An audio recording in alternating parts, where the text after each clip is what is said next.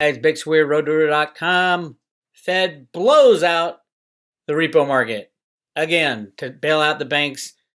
Huge announcement on what's going to happen over the next 30 days. Here's the statement on the Federal Reserve Bank of New York, December 12th. Statement regarding repurchase options. And if you click on it, the open market trading desk at the Federal Reserve Bank of New York has released the schedule of repurchase agreements, repo, for the monthly period from December 13th through January 14th.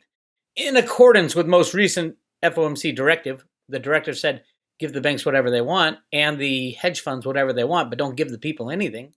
The desk will conduct repo operations to ensure that the supply of reserves remains ample and to mitigate the risk of money market pressures around the end of the year that could adversely affect policy implementation. The desk will continue to offer 2-week term repo operations twice per week. So remember, the last time they said this, they increased everything. Now they're increasing more. Listen. 4 of which will span year end. In addition, the desk will also offer another longer maturity term repo operation that spans year end. The amount of this operation will be at least $50 billion. That's open-ended. At least $50 billion. Overnight repo operations will continue to be held each day on December 31st. Now here's where it gets a little dicey. Overnight repo operations will continue to be held each day. I figure around $100 billion. On December 31st and January 2nd, the overnight repo offering will increase to at least $150 billion. In addition, on December 30th, the desk will offer a $75 billion repo that settles on December 31st and matures on January 2nd. So it's an overnight repo. It settles on December 31st. So it's a 24-hour open-ended policy. And then it matures the first of the year so the banks can cook their books. It is insane what these people are getting away with. They are cooking the books with $150 billion and $75 billion and added to what we had before another $140 billion for the, and I'll show you that in a second. It's about add $400 billion. There will be some maturities, but some that carry over. I expect by the end of the year, including adjustments that will come up, we will be over $700 billion in the bank bailout every night, per night. Now, a lot of them settle the next day, but not all of them. I think we're going to hit the $700 billion by if the system stays intact. Now, if the Fed does what they usually do, they will adjust these policies. Right here it says, the desk intends to adjust the timing and amounts of repo operations as needed to mitigate risk of money market pressures that could adversely affect monetary policy. So I would say at a minimum, now right now, according to my records on the private road, and I'm going to update all this for the private road so you guys know exactly what's going on, and that's going to be the part of the timeline article I'm going to post tomorrow, timeline video. So get on the private road.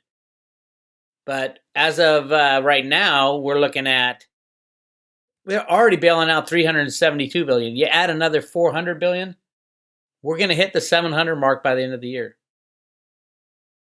But there's a lot of other things going on, which I'll get into. Anyway, so I looked at the statement. That's the statement. Here's the operating details. And me and all my brilliance, I printed out the last one because I knew they'd replace the page. They might be somewhere archived in the Fed, but I don't know. But here's the changes. That's not it. Hang on. Here's the changes. Me and all my brilliance, right? Here we go. All right. So the graph on the left is the old one, which basically today was the last day. And the one on the right is the new one. As you can tell, look at overnight operation dates. Last time it was just the whole month. They were going to do at least 120 billion per day. Now they're saying from December 13th through the 30th, it's going to be 120 billion. Now look at the overlap. On Monday, December 30th, this is the 1-day forward settlement, which means it's a 2-3 day repo for after the New Year's. They're going to add another 75. So that's 195 billion as opposed to 120 billion.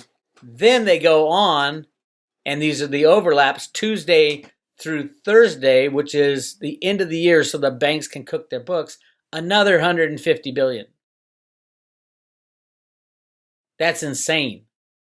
And then on Friday the 3rd of next year, it goes back to 120 billion. But that is insane that they are giving these banks, it would be close to $1 trillion probably at year end. Close to $1 trillion. And it's not just the banks, they're giving it to the hedge funds. You know what these banks are doing? They do deals, derivative deals long term, and they finance them short term on the repo markets because it's the cheapest money. And what they don't tell you here is it's going to blow out the rates. It's all about the rates. If the rates increase, hedge funds get destroyed because they're leveraged like 100 to 1. Insane. I was hearing 5 long-term capital managements are going to blow at the same time. So if the Fed did their job, I think they're going to have to add more. And they do add more on occasion. They did it twice last month. They had to bump it about 30 billion. I think they're going to bump it above close to between $700 billion and $1 trillion by the end of the year. Why is this allowed? Why are we allowing this? Is the question. And then if you throw in a couple of the juicy tidbits of JP Morgan being brought up on RICO charges, Deutsche Bank, blah, blah, blah, blah, blah, blah, blah. So the potential for chaos has increased massively with this injection of what I think will be between $700 billion and $1 trillion on December 31st. That's crazy. Remember, the old bailout was only $700 billion. There is your update on the road to Ruta. Now, I would hope everybody is excited about tomorrow, because on the road to Ruta, I'm going to be posting the timeline article. It's going to break down the timeline of how I think this is going to go down over the next few months. I've been pretty close to on top of it. Nobody knows this stuff. What they're doing now, on September 11th, 2008, they tried to do everything at one time, crash the system at one time. The good guys did. It didn't work. The banks went to Congress. Congress said, okay. Hank Paulson said, we need $700 billion. And Congress said, first they said no. Stock market dropped 50%. And then they came back and said, yes, oh, by the way, Obama needs $1 trillion to line his pockets with Biden and all that, and Clinton's.